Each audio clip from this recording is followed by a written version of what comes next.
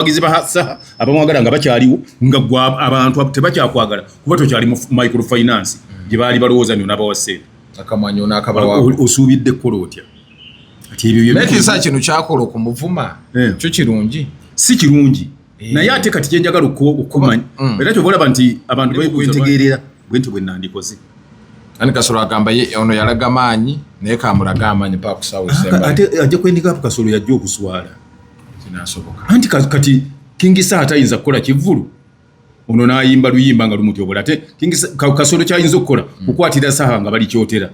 oba Kampala ne bamuteeka mu kkomera ati ategese mu kafaako jjukira nti abantu babadde bangi munange n'agoba n'abantu naye byonna ebyabaddeyo ekyasinza okubeera nti kikola amawulire ye King Saha ono bwe yafunye akazindaalo n'agenda ku stage kyeyakoze Aruna Kasolo minisita yamubye n'embwa ne yeesigama ennyama Aruna Kasolo yazze ne mukyala we awokuna Princess Amira era obwedda amwebaseeko bw'ati bwamugumyagumya oli bwamuyimba Kasolo muje naye wetwogerera minisita Aruna Kasolo awandamulira agamba nti King Saha ayitidde okubeera nti amuyisaamu amaaso jjukira nti King Saha alina obulumi bungi agamba nti akyali ne mu mabanja olwa Aruna Kasolo n'okubeera nti yalemesa ebivulu by'okubeera nga bigenda mu maaso wali e Masaka n'ewalala ng'agamba nti yamuteekako amaanyi mangi this time around we yafunye akazindaalo n'amukuba nnyo ye Aruna Kasolo yavudde mu kivulu ekyo n'agamba n'addamu okulaba King Saha ng'amwogerera ebigambo bigenda kubeera nga biba buguma oba amateeka gajja kulamula ajja kulaba nti nagenda okubamanya ng'era wendi kojjaka gatobusa ku bantu abalabi baffe balamusizanya okujjaka gatolunaku olwaleero gwe tuyina nsonga za Aruna Kasolo minisita wamu ne King Saha King Saha byeyakoze byonna wabirabye yaswazizza Aruna Kasolo n'embwa ne yeesigama ennyama Aruna n'atukukanula amaaso bw'ati nga ko kamulina kamupale right yamukoze eki tewalabe kye yakoze yavudde namukwatako oba nakola anti ebigambo toyinza biraba siyinza gamba nti nalabye wawulidde nze nalabye ate nempulira ebyo byonna biwulidde kati oli bw'aba ayogedde ayinza bw'aba tayatuukiriza mannyago toyinza yagaatulizza yagambye atya owuliriza King Sahawa nedda yagambye Kasolo muje Kasolo wankola bubi Kasolo banzaala kyoteraga olwanyisa era nja kuddayo wadde onnomye otya kati awo n'amala n'akola interview n'agamba agenda kufana Aruna Kasolo paka ku ssaawa esembayo bwe yamaze n'agamba nti Kasolo amabanja gamutaddemu nakati akyagasasula akati awo yatandika okukola nedda he was complaining yabadde tamwataakinga okusikwataakinga kwabadde complaining nze complaining nti olumbe luno ng'olumbe lujja lundoopa nti lunpabulalira nti nalwogerako anti Aruna agamba complaining amuvuma when somebody complains ate omuntu oyinza mugana kuyimba naddala bwogamba nti Kasolo muje ezo ennyimba nina eziwerezi Kasolo muje waliwo olwasookera ddala baluyigwa gundi Eklas Kawalya yaluyimba Kasolo muje olwaddako Kasolo muje gundi yaluyimba gundi Kiberu bamuyita nga Kiberu kati oyo wabaya naye yayimbye olwo abantu bangi bazze bayimba Kasolo muje buli omwaka amanyi ke Kasolo akamanyiza kayima wakati oyinza gwe kesi bako nti gwe wakayima wagamba Kasolo kasita ayongerako Kasolo muje oba gwe taba tagamba kujjako bwadda kuli nti wankola bubi nakola bwe nti n'ogira bw'otyo lwa bakwogerako ate bino ebintu tulina okubitunuulira mu ngeri ez'enjawulo lwaki batuuka ku sseeryo awo era nze ndowooza nti ekyo kyonna kiva mu kuba nti abantu tebaagala kwogerezeganya okwogerezeganya kusetolinga buli kimu okwogerezeganya kumalawo endooliito okwogerezeganya kuleeta obumu otuukanga n'omanya ndi mu kifo ki ndi luddawa nzaani lwaki wendi ebyo bikozesanga ebyo ng'olyoka omanya nti kyosaanidde okukola ki kufutiza oba kuwooyawooya kufutiza kwe kuliwa okukuba oba okusaanyawo oba okukola ekibi kati singa bakulonda kati nze ne bannondera wano nti ndi minisita byenkola birina kuba nti binyigiriza abantu b'omu ggwanga mwendinga minisita oba birina kuba nti biba wooyawooya birina kuba wooyawooya kati awo we tuli ng'okola ebiwooyawooya anaavaawo okutandika okukola ki okwogera ebyo kitegeeza waliwo ensonga ate era bwe mumala okumanya nti ne bweba teriiwo nga waliwo embeera bwe zityo nga administrator omuntu omukulu nga mwami Kasolo ku level kwali ofuna public relations gundi wa gundi PRO omugamba nti omanyi nti sala amagezi gonna olabe nga ompitira omwana oyo ambuulire ki obuzibu buvaawa omuntu yenna ayandibadde ku level yange nze ku level kwentegeerera bwenti bwe nandikoze ani Kasolo agamba ono yalaga maanyi naye kamulaga amaanyi pa kusawo semba ate ajja kwendika ku Kasolo yajja okuswala kinasoboka anti kati King Saha atayinza kukola kivulu ono n'ayimba luyimba nga lumutyobola ate Kasolo kyayinza okukola kukwatira Saha nga bali kyotera oba Kampala ne bamuteeka mu kkomera webikoma abantu ate bwe bamukwata Kasolo ne Saha ani asinza abawagizi Saha kakati bonna abawagizira Saha olwo ate bajja kubanga baataakingani bonna n'abakwata n'abasiba kati gwe kyolina okukola omugezi oba Saha anyiiga ati oba yakambwala ati oba ayogera biki gwe ng'ofuna omuntu asobola okwogera naye kojja kakati asobola okwogera ne Saha ng'ogamba kojja kakati mpitira Saha oba gamba Saha bwati ne bwati ayogere kiki mbeera eva ku ki Kasolo bw'abanga ali mu ministry ya gundi yabadde nga yabadde microfinance yavuddeyo bamutaddewo nze kakati ate omugezi wona byabeererawo kye nali nkola nali mpita Saha mubuuza nti kiki obuzibu buvaawo kuba Kasolo yavayo ne yeewozaako n'agamba nti sinza ali muki sinza kati ekyo olwokuba kikubaddeko ng'omaze okugamba nti siggwa kiriko kati ate wotandika bide ndi nja mulaga amaanyi kuba siggwa kirimu kati ate amaanyi ogenda mulaga gaaki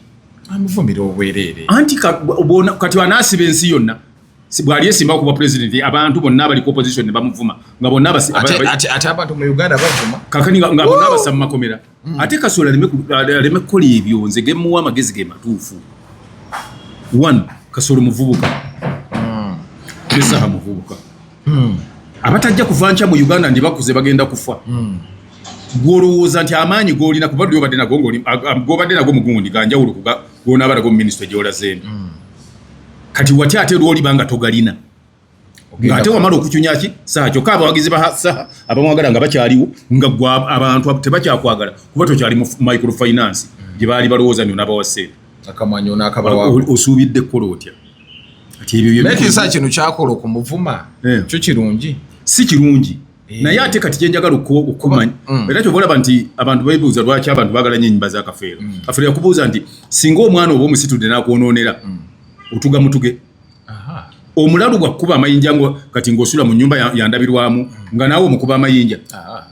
kati Kasolo lwaki akasuka amayinja ati alekona yaba amuvumira aleke balabe nti oliyo omulalu yakasusa eki amayinja bandi bajja kuki omulalu yakasuka amayinja kakati gwe tewaliiwo nsonga lwaki bw'anaagamba nti Kasolo n'akwogerako nti nja musiba nze nja mulaga amaanyi tekikola olaba omukulembeze w'eggwanga ayina amaanyi agasobola n'okulagira nti oyo afe yali asibyeko ku muntu nti amuvuma anti ye tayinza kuvayo direct nga bano bwegavaayo walwabe wa self importance n'agamba nti wavumye omukulu kabakwati kakati ebyo byonna bijja lwakuba ye nti agalina amaanyi agasobola okusiba era gwe ne bwebufiirayo nga bagamba nti wamuvuma teri ajja muvunaana n'olwekyo emirembe engalo nze omanyi ndabye kyenjogeza ntyo ndabye abakulembeze bonna ababadde mu ggwanga n'abanene n'ab'amaanyi abababaddeko nga mbalaba naye ate ne bwayita ebbanga tono nnyo ababadde n'amaanyi ago bonna ne babakkakkanya for instance tewanayita myaka 4 wabaddewo minisita abadde w'amaanyi nnyo emukono awo nga bamuyita Kibuule leero agalina yali asinga ne Kasolo amaanyi yali agalina kati akyagalina kakati awo Kasolo wenjagala koleki akakkanya ono yamuvumye ng'aserese omanyi omugundi Sebadduka kyobola twagala kuleeta ennyimba enkadde zonna ezo zidde yagamba nti omukazi okunvuma nnyabo okumala biseera okitegeera omala biseera ekivumo tekimenya ggumba ekyokubiri okunvuma maama wange nti oba nnyoko nze sirumwa kuba yeyanzaala era buli kaseera gyengamba nti ngenze wa nnyabo kitegeeza era naawe oba oyogedde nti nnyoko kati n'olwekyo oli bwanvuma sikola ki bwe baba bakuvumye bw'otaddamu olowooza ani gwe basinga okulowooza nti mugezi kakati we mbadde nkusabira mwami Kasolo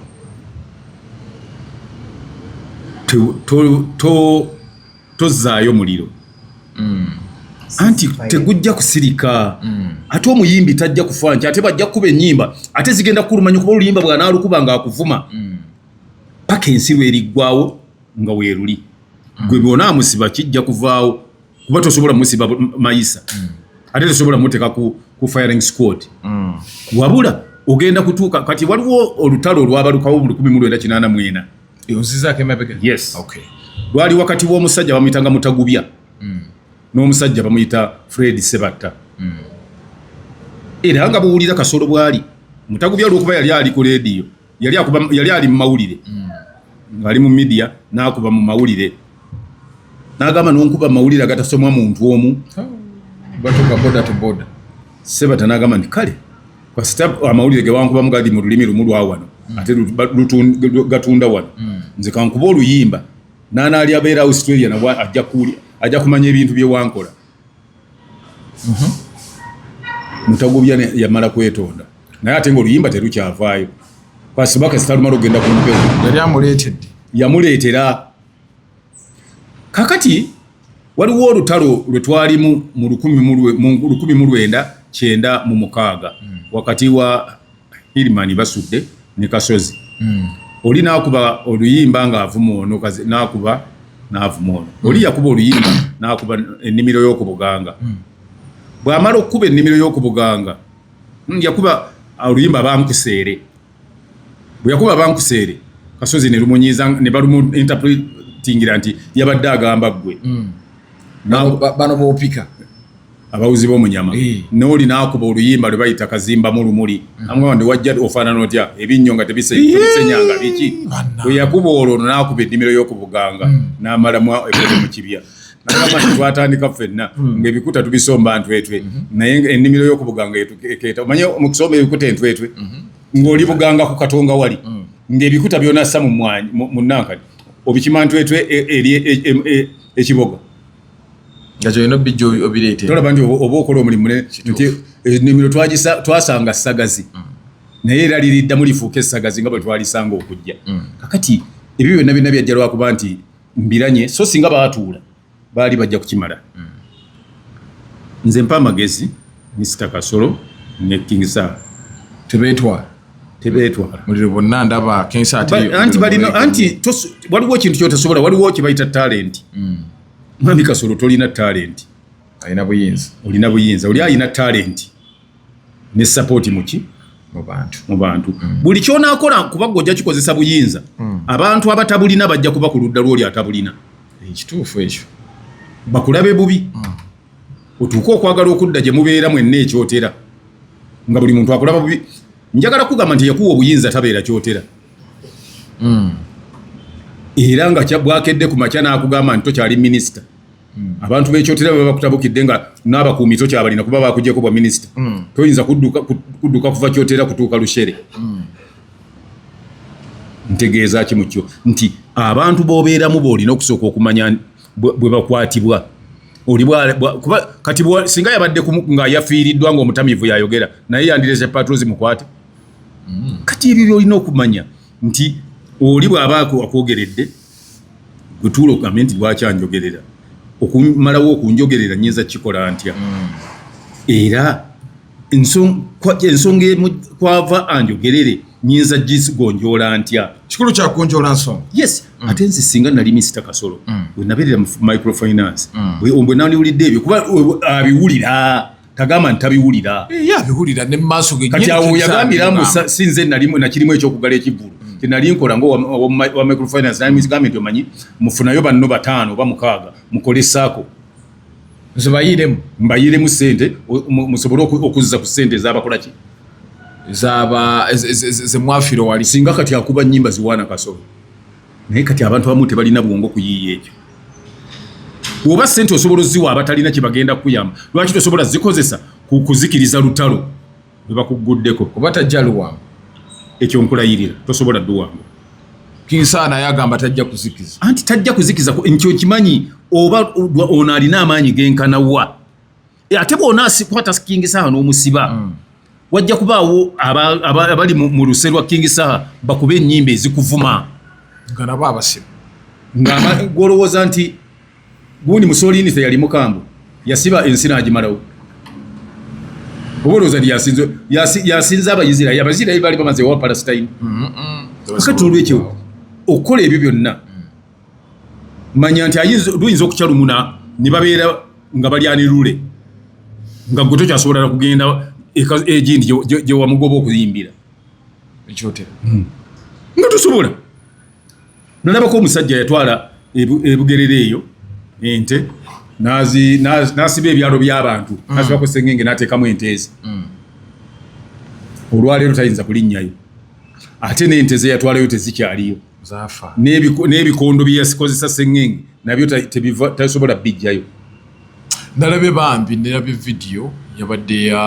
nga batulambuza ettaka lya Kalwanga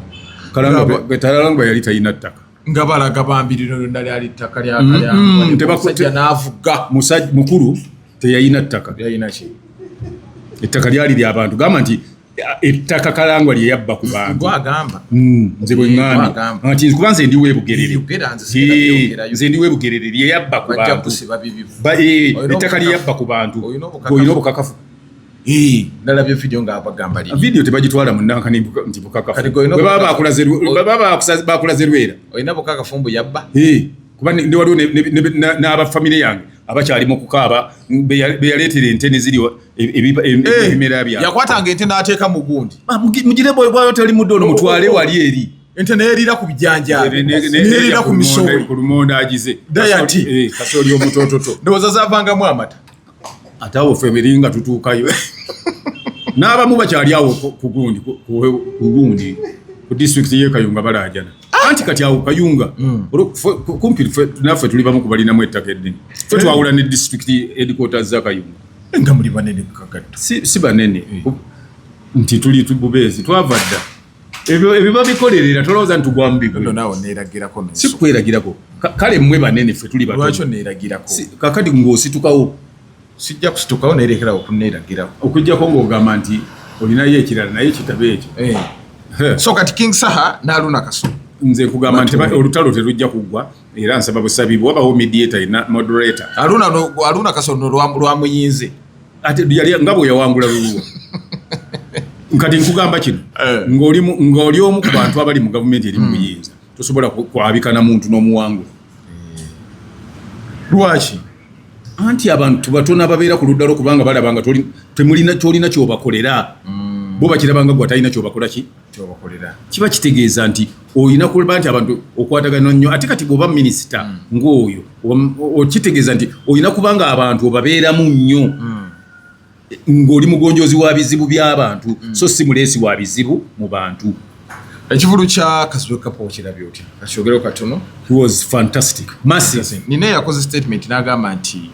agenda kujjusa tajja kwejjusa kumanyi gabadde alina ssaawa eno abantu yali badde bateeka mu kifo ekinene kuba yagobye kakati nze akugamba amwana artist nzanyidde emyaka 49 mama nga mbeera ku shows nkola shows National Theatre erituuza abantu 307 naye okukakasa nti nene kati bwe bagamba ng'ogenda kulayo ogamba ninga katono naye okukakasa nti ddene gwe twalayo omuzannyo leero ojjawulira ofuna aba bana ogirengeregeeko nga bazanyiramu ne basketball so Kasolo Kapo yabaze nnyo yali ekyamuteekesaawo ng'agamba nti singa nfuna abantu abajjuza wano waba yabafunye tayisobola kwejjusa kiringa bw'ogamba nti omwana yagenda n'asaba mu ssomero lya wano singa yasaba egindi bwe yasabanga amagezi galaba gajja wano bw'aba yafuna first grade emutwala egindi bali ab'egindi bajja munoonya kati abalina ebifo ebinene be bajja munoonya ate nze kugamba nti kapota booking akawe tewali lunaku nalumu lwe yakya n'agamba ningenze kubookinga kifo kyawo takibookinganga bamuwakiwe eyategese show ye yabookingawo mukaya nze mmanyi lya kwefu si kwefu kati abategesi oba ye mukaya oba kwefu oba ani yakola ku byokutegeka omulimu gwa Kapo kukola rehearsal nungi nakutwala eyaze yasasuddwa dda ne wabata nasasulwanga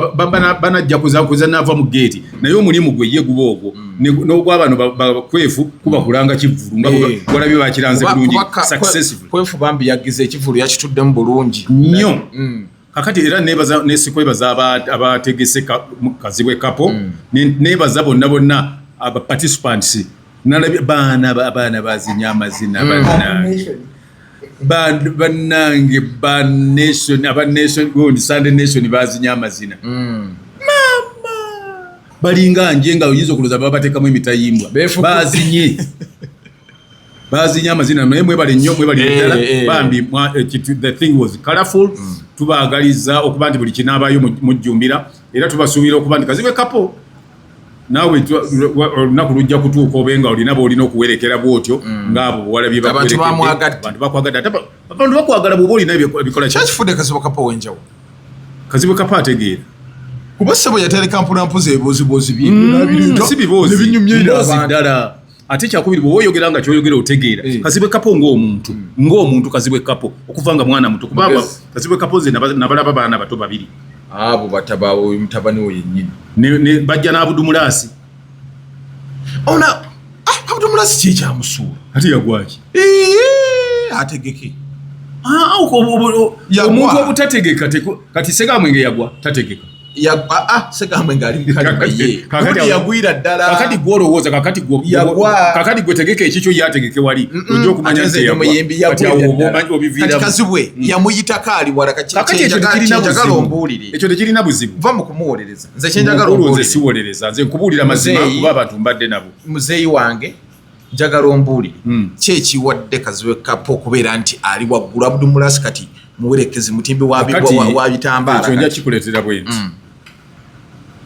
bandi ya Eagles yava mu Katulu Bwama naye babadde nga bakubanga ani ali waggulu Kato gondira Kato Kato seba abaddeyo ng'asinga Eagles Kato bw'atimba awantu Eagles netimba awantu Kato yasinga okufuna mizannyo ono yagira nnyo mizannyo bandi ffe tugamba ku bandi bakati nkugamba olwaleero nti omwana kooki gwatendeka abasamba okusinga kooki kati okitegedde kuba ne Kagondi ne Kapo yali agudde bulungi yajja ne Abudumulasi n'amuteeka ku foomu ani ateeka Abudumulasi ku foomu Abudumulasi yaleeta Kapo kati Kapo n'ayutirayizinga omukisa gwe yafuna n'agukozesa aye n'amanya n'abantu kye baagala n'amanya nti bwe mba nkoze kino nina kukikolera abantu ate abantu bwe mba mbakolera nina obbabeeramu kati n'asooka anoonya mbabaddemu ntya n'atandika okubeera ne babloga emyaka gy'amaze 3 ng'ali mu babloga bw'okola show olunaku olumu abantu bajja nkugambira wano Katonda alina ekintu kyayinza okuleeta nina show gye ŋŋenda okukola ogenda kukola emyaka gy'akagatto 50 ng'ali ku stage ogenda teekawo nyinza okuteeka wafundako okusingaawo olaba kagatto amazima ga Katonda nga watadde awantu bino ebintu kati nnaku zino manyi mwoli mu bantu luli tobaddeemu obadde ku TV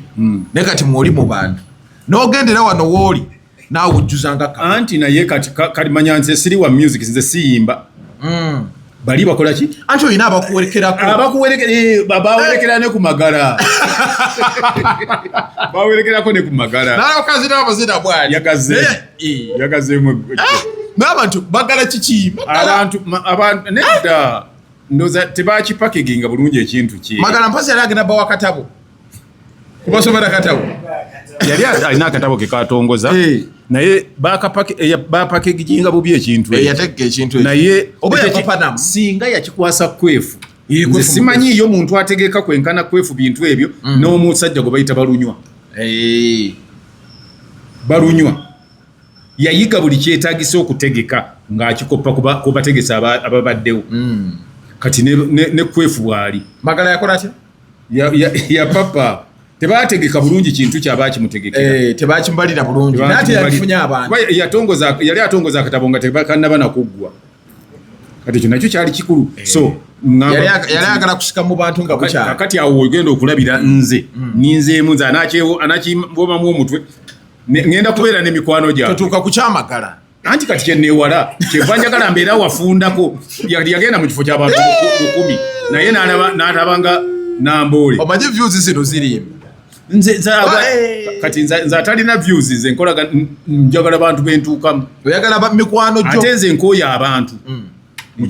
mu kintu kimu kati olaba Magala yaani agenda awo n'afuna abantu abatawera na 10 balinga 24 naye nga Magala yafudde woolabira abantu bwe beeyiwa nga lwaki bajja nga afudde nga yabayitanga mulamu emuganda kyokka nga oli bale mumuwagira nze wengambira abawagizi mukolenga bwe mwazze ku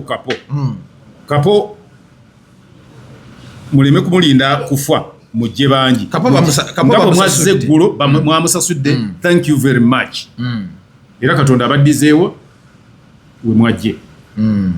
abantu ng'oli akoze ekivulu ng'ekyo nga mulaga nti mumwagala mugende mumulabe okusinga teri kinnuma nnyo oli gundi alyoka baba mwami Rogers Dungu alyoka ajja bagambe nti mbawadde milioni 10 mzikole ku lumbe abana olumbe mu lukolere ku Dungu resort yamaze kufa kati ekyo tekiba tekinyamba nze mpaka tinga ndiki wadde katono akatono akukaba kange era nkwesima tera kyovola banja abasika bono n'ebintu bye bafunye kuba tebabyebaza ebintu okugenda bityo kuba oli tabyebaza nga akola ki okwebaza kintu kikulu kyekisinga obukulu era oli okwebaza ndi webale nnyo baliddala kyovola omuzungu asigala buli kaseera akujjukiza ku mmotoka gyakuwadde ng'ateekako ekigambo nti provided under British aid buli kaseera ne bakirabako ajjukiza mbu yakuwa ki wamanyi nti emmotoka gy'ovuga otyo nakuwampe ngambadde sikimanyi kati ekyo yange kabagezi bokka kikyotegeeza ngamba abakasoma ne bakatege gw'obadde olowooza babiwandiikirako ki tulaga nti muna ekyava wano naye omuzungu tumubala nti mugunjufu lwaki alangira abantu okutuuka ku ekyo nsenya kuwa emmotoka eyo no gyoyagala okutomeza nze emmotoka eyo nze no emmotoka ze njagala bwompa emmotoka era jagamba n'aba president's office bagambe nze bwompa emmotoka togisaako yusi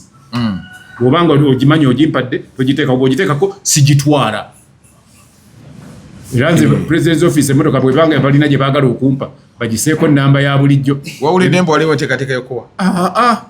oba weetega neetega